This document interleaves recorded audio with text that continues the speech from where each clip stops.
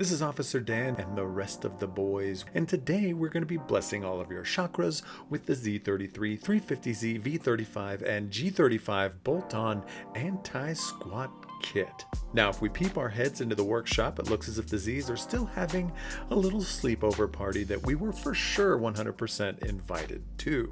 And in case you haven't noticed, we're brewing a little rear end series here for your Z, which we've already covered the three amigos being the rear knuckles, the rear upper camber arms, and now the anti-squat kit to top it all off. This video is, as you guessed, for the anti-squat kit, so gold star for you for listening to. But in case you're running thin on data and can't upload this video, all information on said anti-squat kit can be seen on the product page of the website, which shouldn't kill your data, and we update that page as frequently as you do your 200 follower Instagram account, so there you go for the latest anti-squat gossip. Now keep in mind before going any further, young man, that the Gktech ruka we mentioned earlier is a requirement for this anti-squat video.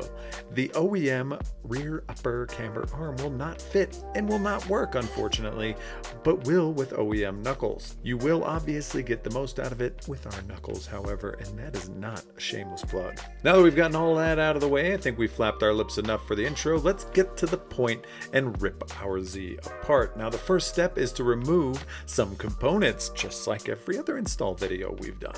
So if you're installing these all at once, you can obviously skip this step, but if you've just decided to do the anti-squat in your life and you have everything else I listed above, you can continue and or watch from here anyway.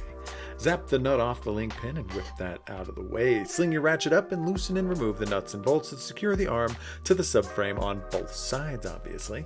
Head to the outside bolt, get your trusty trigger hand and saddle the ratchet up, then loosen and remove that as well, getting it out of the way. Now go ahead and remove the arms so we can have some dang room to work in there.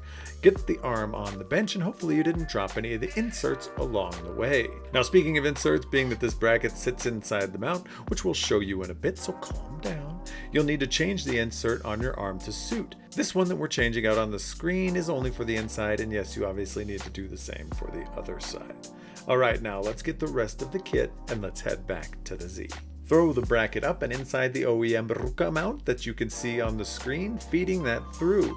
Then grab the supplied bolt and washer on top, then slip that through whilst winding the nut on inside very awkwardly. Then get that other insert that we blessed your little soul with and slip that up into the bracket. Then get your hands on your favorite chopstick holding pose and insert up with one and slide the OEM bolt through with the other. Now what you're essentially doing is capping off the OEM bolt hole and adding some rigidity at the same time with that insert. Adding this bracket allows us to move the ruka upwards and into the most ideal position that you'd want it in. Being that you've finished that task, go ahead and tighten the bottom bolt to the torque specs laid out on the screen and head to the OEM top bolt and tighten and torque that down to the specs shown on the screen as well. Now get your trusty ruka with the swapped insert and throw that back on in. Now on the OEM insert converted boring side, you'd throw only the other OEM bolt you have left through. Then head over onto the insert switched fancy relocated side and you would need to throw in the supplied Allen key bolt whilst obviously whipping the nuts on either side of said bolts. Now before we tighten this, we need to run through the ultra handy pro tip. Start by whipping your tranny jack over and pumping that thing up slightly to hold the weight of the suspension.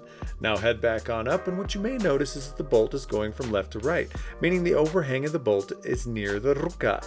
For peace of mind and to save yourself some ungodly profanity at some point in the near future, we're going to flip this to give the ruka as much room as possible. In our case, the nut is welded to the bottom of the coilover base, so we just need to loosen and remove the bolt, flip the base around, and reinsert said bolt from the other direction. Now we can tighten and torque that to the specs shown right here on the screen.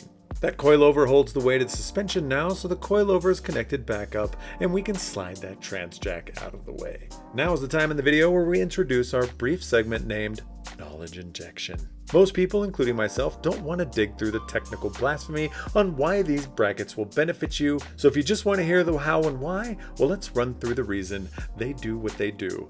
The bracket itself moves the mounting point upwards 50 millimeters from that boring, uneventful OEM position to the optimized 2025 New Year, New Me position, which gives us a big increase in anti-squat, which is exactly what you need if your car is lowered. Now, anti-squat geometry changes how the car behaves during acceleration when load is transferred out to the rear.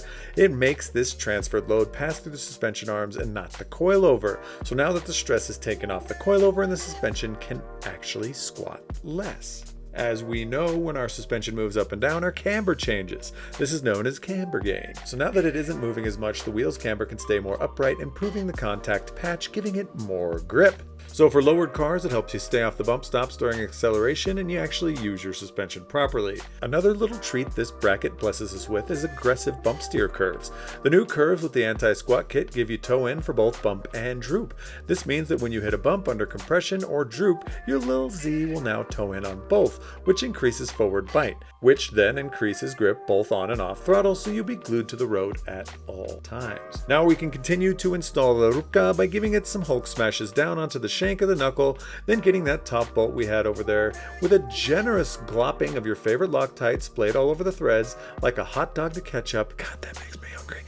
Install that top bolt into the shank and wind that down, then you guessed it, old boy, tighten and torque that sucker to the specs shown right here on the screen. Whilst you're in the mood to tighten and torque some things, head inside and tighten and torque the bolt that secures said ruka to the subframe on one side, then insert the other side to the specs we so conveniently put at the bottom of the screen just for you. And then just tighten and torque the Allen key bolt to the specs shown right here on the screen in the same coincidental spot. Head down south and get that lonesome link pin, throw that sucker in his home, throw the nut on top, tighten and torque to the specs shown here as well. And my guys, you've done it. You now have the power and knowledge as to why this small little bracket is so handy and so powerful and makes such a huge freaking difference. Go argue about it on the internet amongst your friends. This is the ultimate secret weapon to transform that rear end of yours better than any kind of liposuction or implants. Speaking of voluptuous rear ends, these dudes can get theirs into shape by providing you with some giggles and knowledge as often as we can. And if you don't know what you're doing, we suggest saving all your pennies and paying a professional to do it, or you can hit us up with 138 emails you've already sent on one simple thing, and we can explain to do it via screens. This has been Officer Dan, Johnny Caps, and DK with the one and only videos your mom talks about at her book club meetings. We'll catch you on the flip side. Peace.